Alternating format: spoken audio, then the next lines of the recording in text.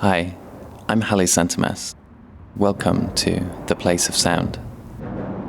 I'm currently a senior researcher at the University of Huddersfield and until recently was based at Simon Fraser University for 2 years. I was invited to guest produce this episode by Vincent Andrusani, and I'm going to look at my relationship with place and how it's informed my piece, Ephemeral Futures. Ephemeral Futures was created as part of a broader project on queer futurity in sound and photography called Ecstatic Utopias.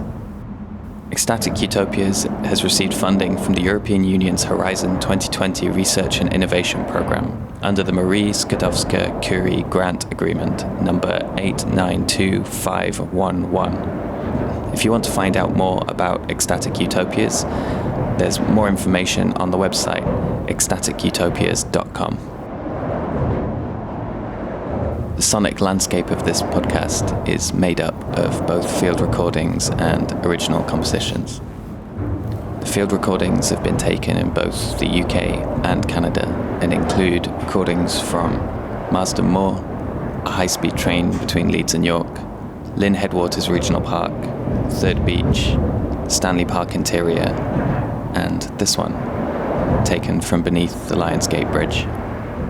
The pieces include excerpts of Moor, A Transient Ray, The Here and Now as a Prison House, and Ephemeral Futures. Finally, a quick content note: this podcast contains homophobic slurs.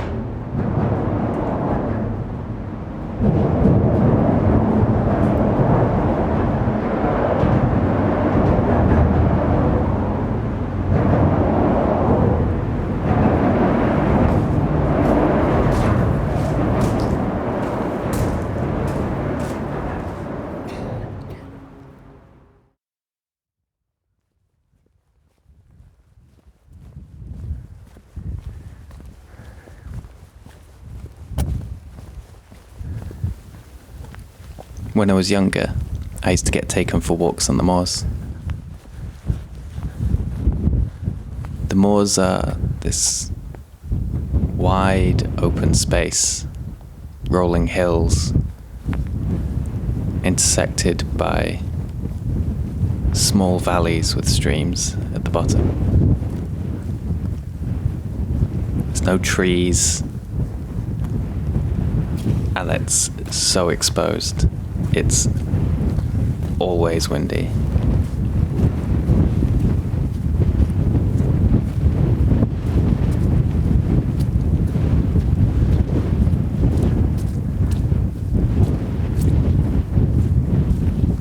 The ground is usually mud or bog, but in some places they've tried to make it more walkable by putting paving stones in.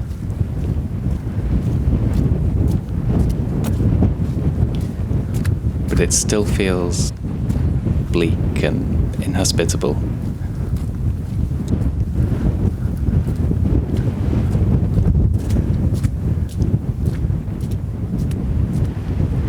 It was such a cathartic escape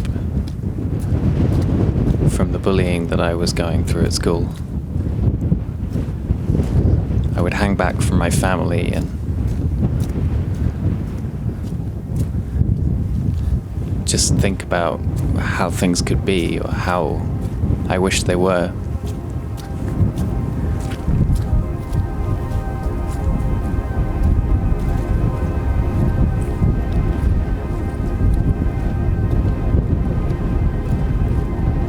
It was both a very lonely place, but also one that I treasured for its lack of judgment.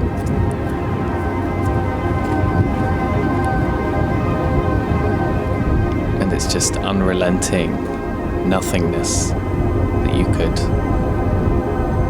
project whatever you wanted onto it.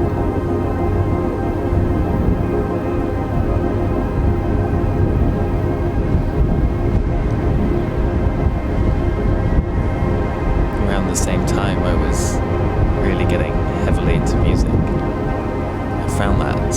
sense of escape there. It wasn't long until I was making my own.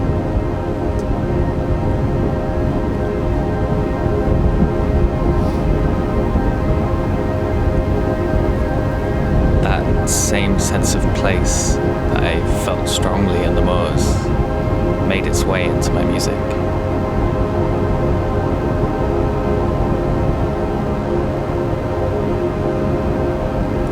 I sought out overwhelming sonic experiences, ones which made me feel like I wasn't in the world anymore, that I was away from everything that was making me miserable. But those experiences, they always came to an end. Those brief moments of escape.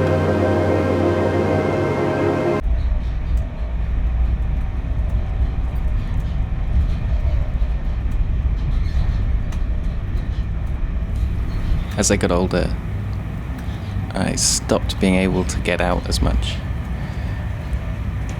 I was stuck in a routine, getting up at 5 a.m. to get the early train to York. I hated that job. I felt trapped. I had no career and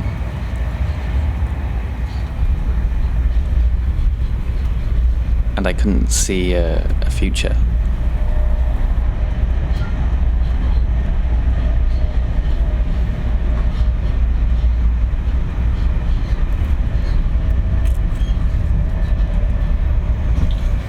The places that I frequented at that time were mainly trains, the insides of trains.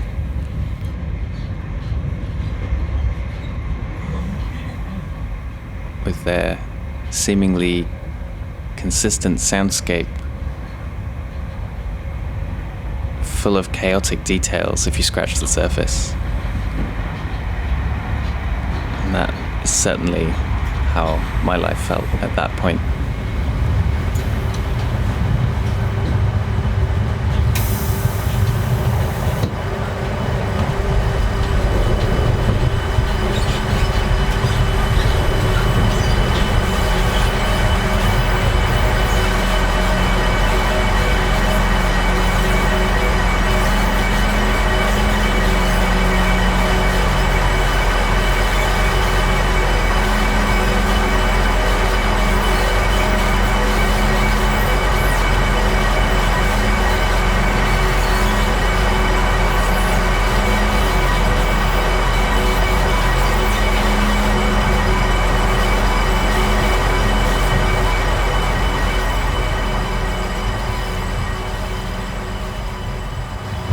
I spent a lot of the time on those trains, applying for other things, trying to figure out what I wanted to do with my life. I felt like I was at a crossroads, and I was giving up, if I'm honest.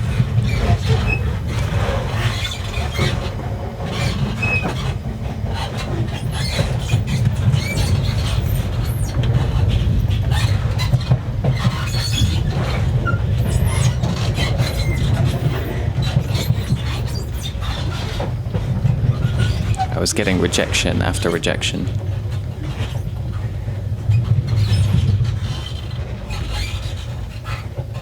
But all I could do was carry on. Open the window, stick my arm out, grab the door handle, and get off the train.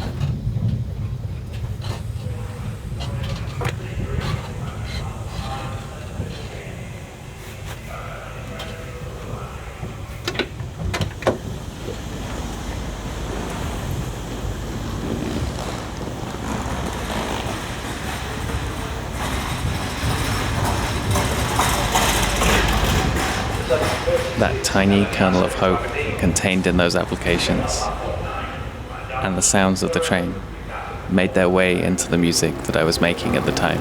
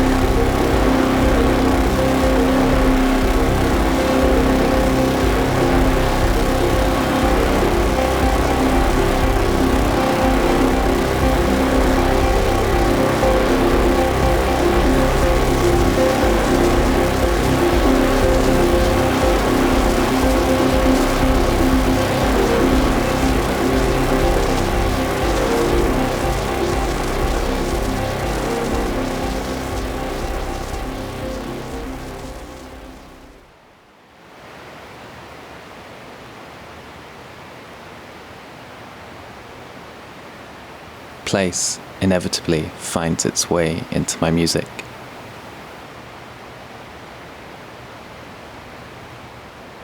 I find that the spaces that I occupy become a kind of mishmash of layers of memory and atmosphere. The things that I've experienced there and the moods that I've been in, inevitably affecting my perception of that space. This creates such a complex and overwhelming sense of place that it feels inevitable that it would make its way into my music. And so it goes that the spaces that have had the most impact on me are the ones that recur throughout my artwork.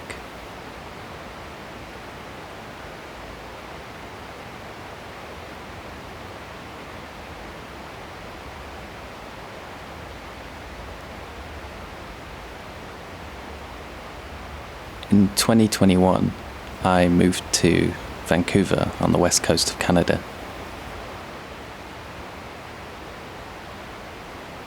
It was such a big change for me and came at a point where I had felt I had just finally got through the worst of my on-off depression and was starting to feel a little more optimistic about the future.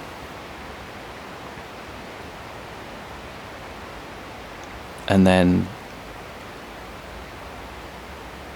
it turned out that moving to Vancouver was exactly what I needed. A fresh start in a new place. A place where people don't drive by shouting faggot out the car windows at me. A place where I felt comfortable holding my boyfriend's hand in public.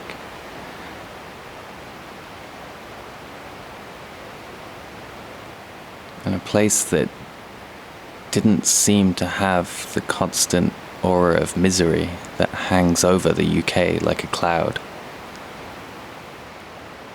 That unshakable feeling that nothing is going to get better and there's no will to make anything better anymore.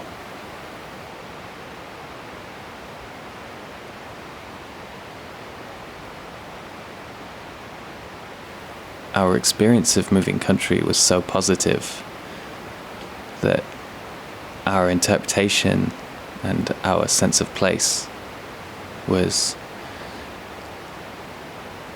coloured by this optimism of being somewhere new, being able to start a new life.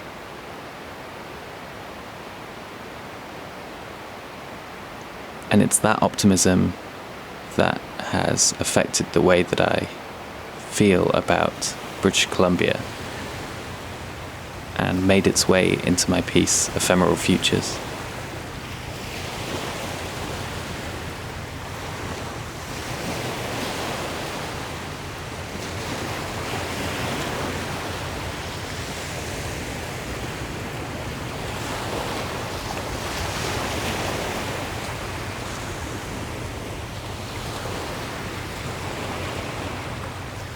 Ephemeral Futures is my attempt to capture and evoke the sense of optimism and potential that I felt all around me in British Columbia.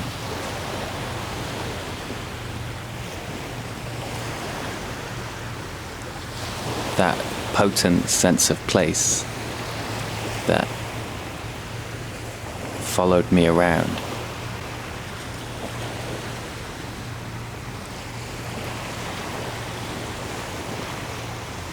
It was also a continuation of my ongoing experiments of combining synthesis, field recordings, and processed versions of field recordings into a single piece which could evoke the atmosphere that I felt in those spaces.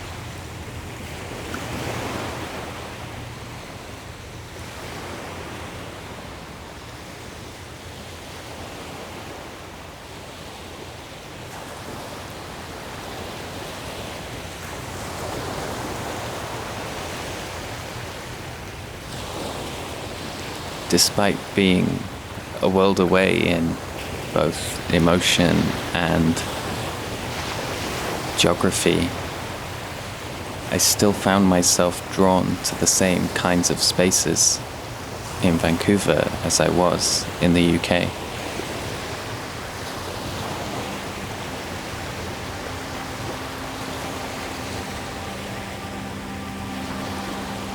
There are two places that I constantly come back to. Both of them, not just for the memories that I have there, or in those categories of spaces, but for the effect that they had on me, and the lasting impression they left.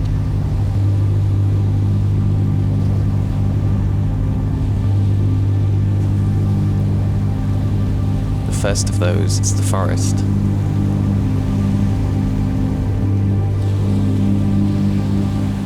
When I was growing up, the forest was the site of my first queer sexual experiences.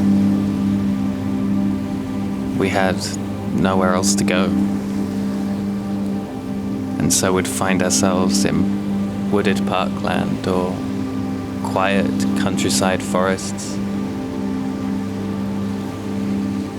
places where we couldn't be seen and we felt we could be together without judgment or fear of repercussions from anyone else. It was in those hidden places that we created our own future. We behaved in ways that we wished we could within society.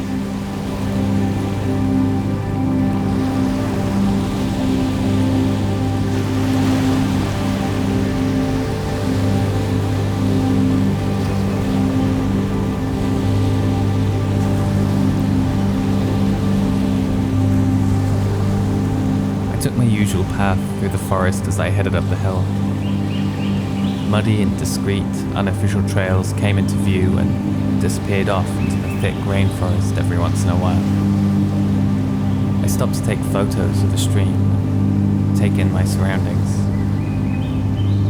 I noticed a few men had passed me by more than once while I stood there. One disappeared into the trees behind me, waiting to see if I would follow. This forest was shaped by pleasure. The small, muddy paths worn by people looking to create a moment of ecstasy and escape. I continued up the hill, drawn by the promise of the limitless ocean.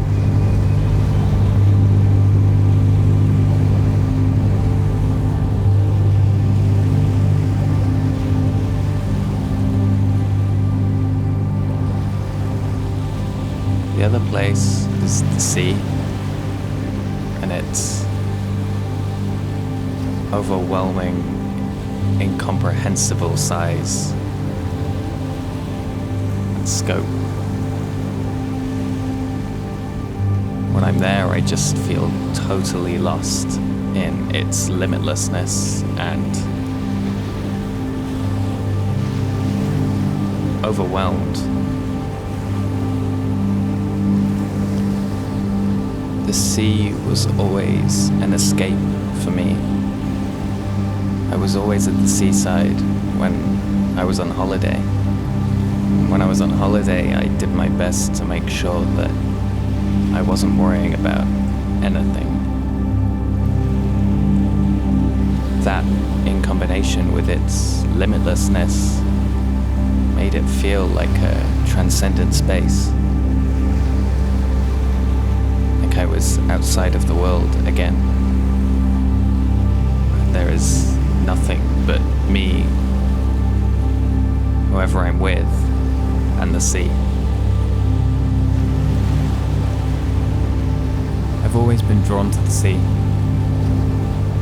Standing by the sea feels like standing at the edge of the world. In some places, distant land appears and disappears like a mirage. In others, there's just simply a relentless nothingness. I find comfort in its overwhelming nature, its resistance to exploration, its demand of respect through simple existence.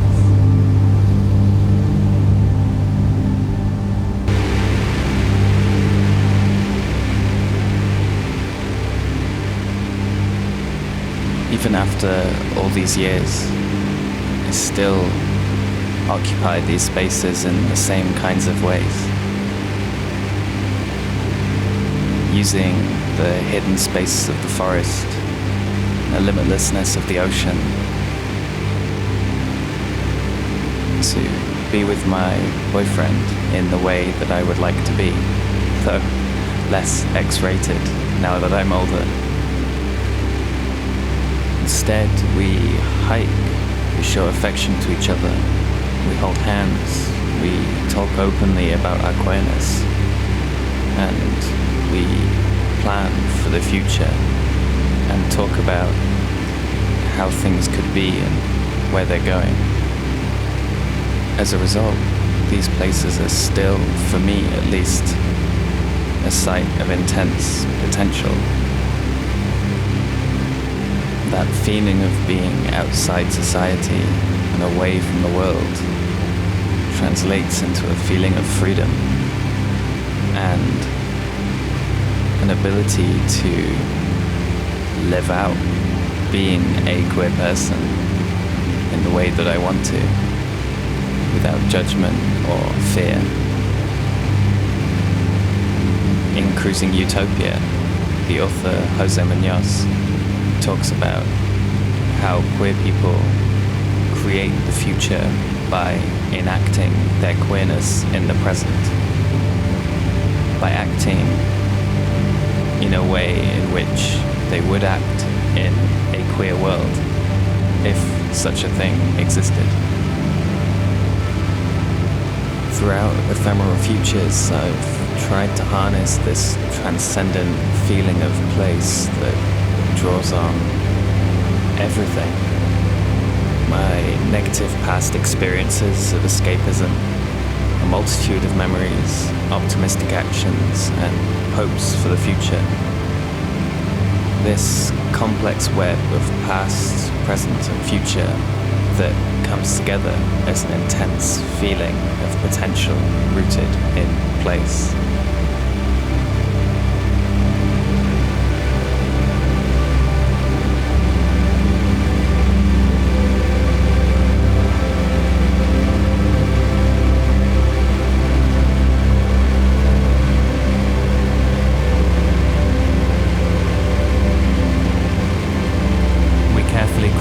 Mud-slicked tree stumps sticking out of the saturated forest floor. Our final obstacle before the forest opened up to reveal a wide, empty beach. The ocean roared and crackled as it threw itself on the rocks and pebbles. We hadn't seen anyone since we began our hike 4 hours earlier. The rain had briefly stopped, but clouds continued to roll in and out, obscuring and revealing the rest of the beach. The world felt much lighter here, despite the gloom. No work, no family, no judgment, no straightness. Just us, on a beach, watching sea otters diving for shellfish, as we talked about the future we were trying to create.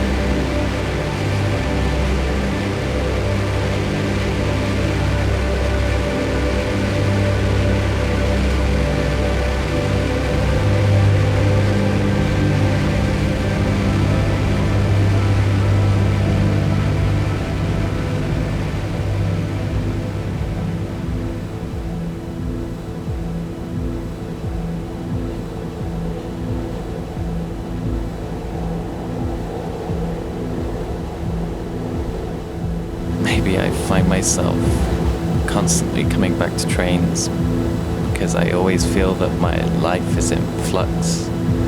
I am in flux constantly as I eternally reckon with the ever-shifting past, present, and future that I've created for myself in my perception of place. Maybe I just like trains. Either way, I found myself recording trains all over again in Vancouver. But this time, they didn't feel claustrophobic or like I was trapped. Instead, I felt like I was finally going somewhere, and the soundscape of my music turned from noisy claustrophobia to dream-inflected optimism. As the mountains burn orange in the dying light, I hold your hand tightly and breathe in the warm evening air. The quiet hum of the city is only interrupted by the distant rattle and scrape of the passing SkyTrain. I held your hand in public a few years before and someone screamed faggots out of the car window. It still feels strange and comforting to hold on to each other in public without fear of consequences. I love it here, in this world we've created where we float like clouds after swimming in cold creeks and eat ice cream together as we watch the sun disappear beneath sea and sky.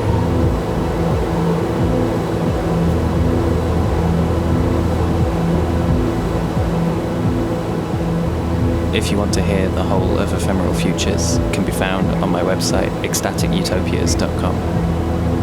My name is Hali Santamas, and you've been listening to The Place of Sound.